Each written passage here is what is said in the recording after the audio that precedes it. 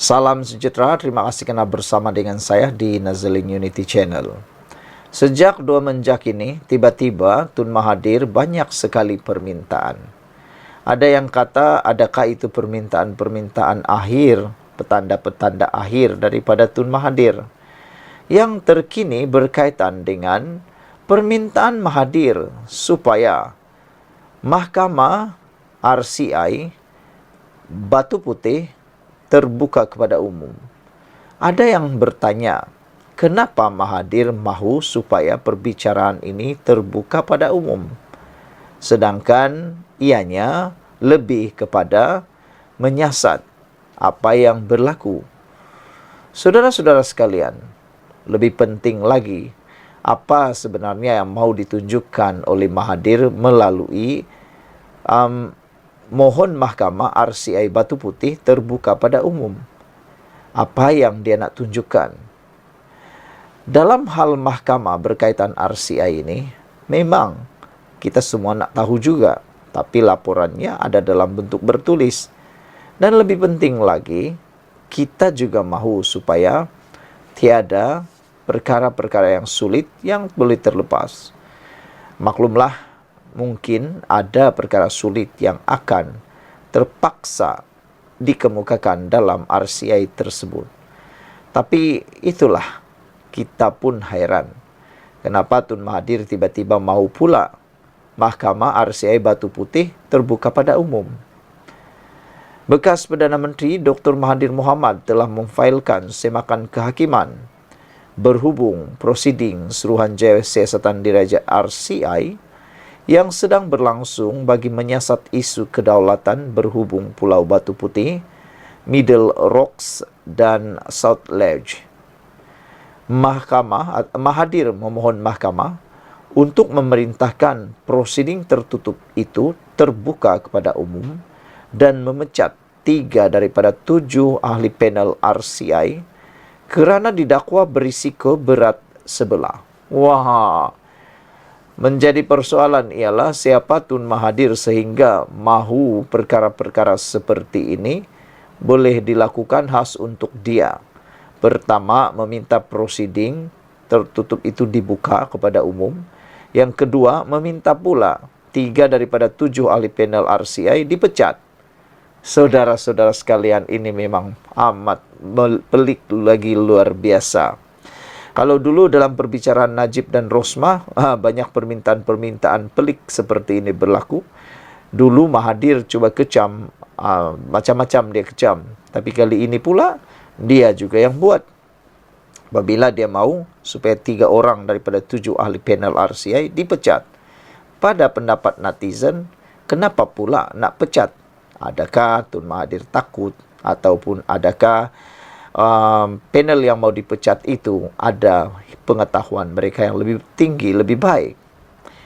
Mahathir juga memohon pengisytiharan mahkamah bahawa dia adalah orang yang kelakuannya menjadi subjek siasatan atau yang terlibat dalam perkara itu yang disiasat oleh RCI mengikut Seksyen 18 Akta Suruhanjaya Siasatan Diraja 1950. Seksyen 18 Akta Suruhanjaya Siasatan Diraja memberi hak kepada orang berkenan untuk diwakili peguam sepanjang prosiding di hadapan Pesuruhjaya. Mahathir juga mahu RCI memberikan dia dan peguamnya dengan semua dokumen, senarai saksi dan bukti dokumentari lain yang akan dibentangkan pada siasatan itu. Dia memohon perintah mahkamah supaya prosiding RCI ditangguhkan sementara menunggu penyelesaian semakan kehakiman. Sijil segera juga telah difailkan untuk perbicaraan diadakan secepat mungkin oleh Mahkamah Tinggi Kuasa-Kuasa Khas dan Rayuan Kuala Lumpur, memandangkan anak guam kami Mahathir telah disapina untuk menghadiri prosiding RCI pada 12 Jun, kata peguamnya Rafiq Rashid pada satu kenyataan hari ini. Sebelum ini Mahathir mendakwa prosiding RCI diadakan secara tertutup tanpa memberitahu dia atau pasukan peguamnya. Peguamnya secara tidak sengaja mengetahui tentang prosiding itu dan hadir perbicaraan pada 21 Mei serta membuat beberapa permohonan dan bantahan. Bagaimanapun, usaha Peguam Mahathir telah ditolak dan terpaksa tidak menyertai baki prosiding berkenaan. Mahathir kemudian disepinah untuk hadir perbicaraan RCI pada 12 Jun. Sekian dulu untuk kali ini. Jangan lupa tinggalkan komen anda, tekan butang subscribe. Kita jumpa lagi. Bye-bye. Salam sejahtera. Terima kasih kerana bersama dengan saya di Nazilin Unity Channel. Kalau ini benar-benar berlaku, maka habislah harapan PAS, Perikatan Nasional dan Bersatu. Gelombang Perikatan Nasional yang dikatakan telah pun menghancurkan UMNO, menghancurkan PKR dan menghancurkan Pakatan Harapan, kini mula dilihat bukan sekadar reda, tapi mula mengecil. Terkini, dalam pilihan raya akan datang, pilihan raya kecil Sungai Bakap, PAS kini memegang ataupun menanggung beban yang sangat besar. Manakala tidak, kawasan itu dimenangi oleh PAS akibat gelombang baru-baru ini, gelombang hijau. Adakah dengan adanya pilihan raya Sungai Bakap ini, PAS mampu menang lagi? PAS perlu menang di Sungai Bakap. Hal ini bagi menunjukkan bahawa gelombang hijau pada PRU 15 yang lepas masih lagi hidup dan belum lagi reda. Dengan kemenangan itu, maka dibuktikan bahawa gelombang itu sudah atau masih ada. Tetapi, kalau PAS kalah di pilihan raya kecil Sungai Bakap, maka terbuktilah apa yang dikatakan oleh para penganalisis politik, pemerhati politik bebas di Malaysia, bahawa gelombang hijau sudah tidak lagi besar atau sudah merosot.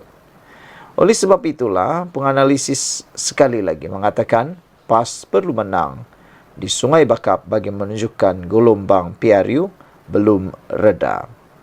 Lau Ziwe berkata, PAS berdepan tekanan besar untuk memastikan sokongan baik pada PRU 15 diteruskan sehingga PRU 16.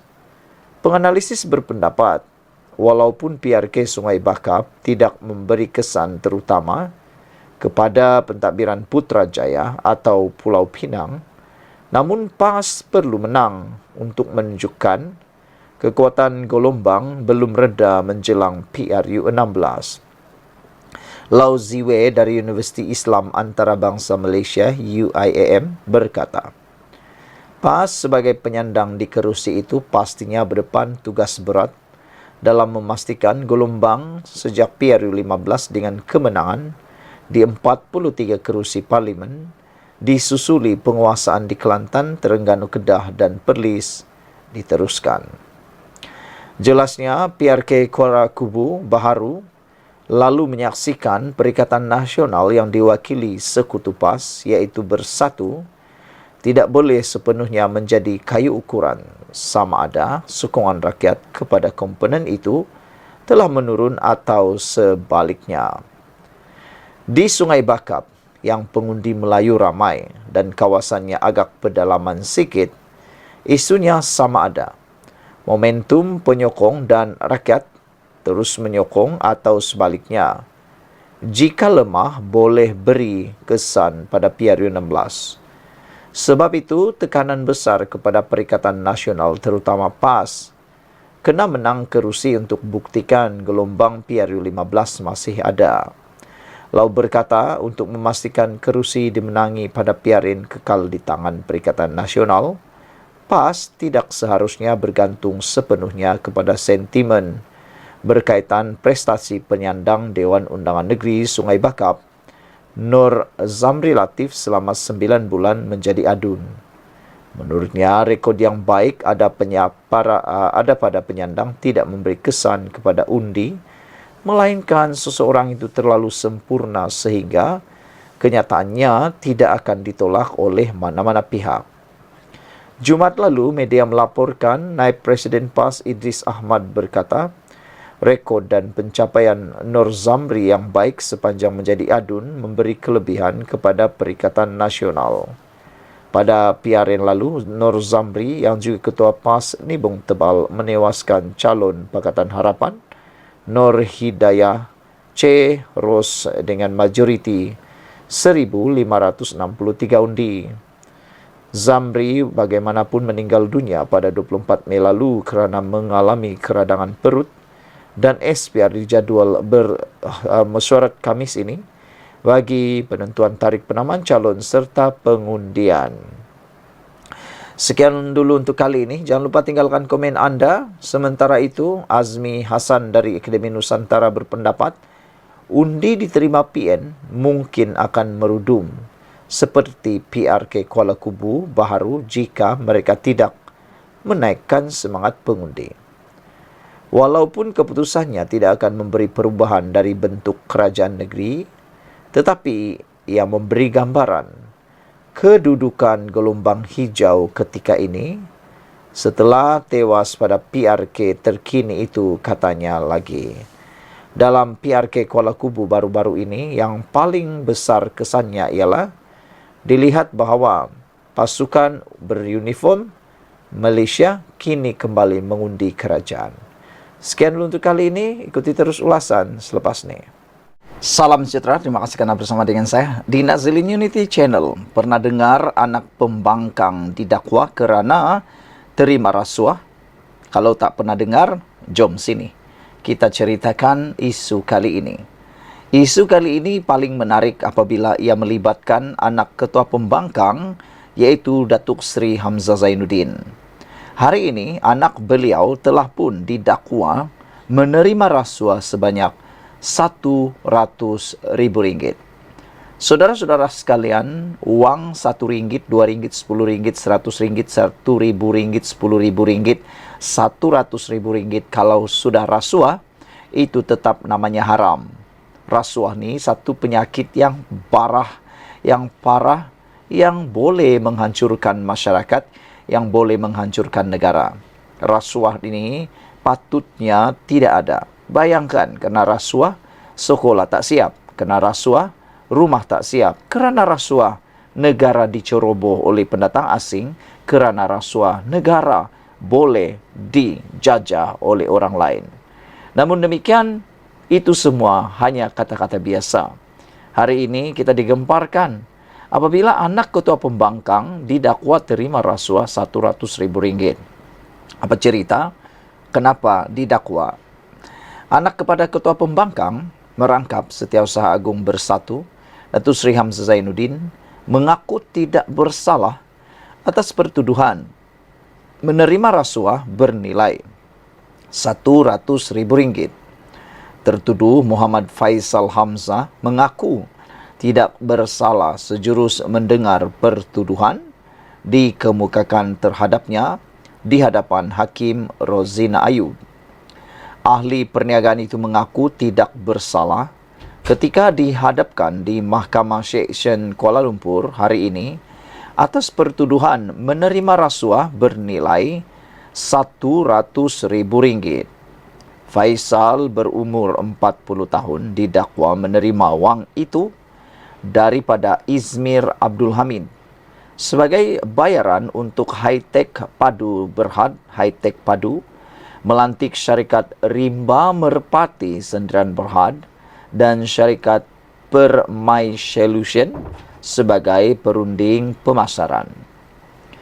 Kesalahan itu dikaitkan dengan Hi-Tech Padu yang dikatakan diberi tender 33 juta oleh Suruhanjaya Syarikat Malaysia SSM untuk pembekalan, penyewaan, pelaksanaan, latihan, sokongan dan penyelenggaraan infrastruktur keselamatan. Dia didakwa melakukan kesalahan itu di sebuah pejabat dekat Publica Shopping Gallery Jalan Duta Mas 1 Kuala Lumpur pada Mac 2018. Sekiranya disabitkan kesalahan mengikut Seksyen 16 dalam kurungan E Akta SPRM 2009, dia boleh dipenjara sehingga 20 tahun denda 5 kali ganda nilai rasuah atau 10,000 yang mana lebih tinggi. Susulan pengakuan tidak bersalah oleh tertuduh, mahkamah kemudian membenarkan Faisal dibebaskan dengan jaminan RM25,000 dengan seorang penjamin. Hakim turut memerintahkan tertuduh menyerahkan pasport kepada mahkamah sehingga kes selesai, selain menetapkan 5 Julai depan untuk sebutan semula kes tersebut. Pendakwaan dijalankan oleh Timbalan Pendakwa Raya Mahadi Abdul Jumaat, manakala tertuduh diwakili Peguam Bela Rambinder Singh Dalula. Pada April tahun lalu, Faisal mengaku tidak bersalah terhadap 9 pertuduhan berhubung penyelewengan minyak masak bersubsidi di Mahkamah Session Seremban. Sekian dulu untuk kali ini. Jangan lupa tinggalkan komen anda, tekan butang subscribe. Kita jumpa lagi. Bye-bye.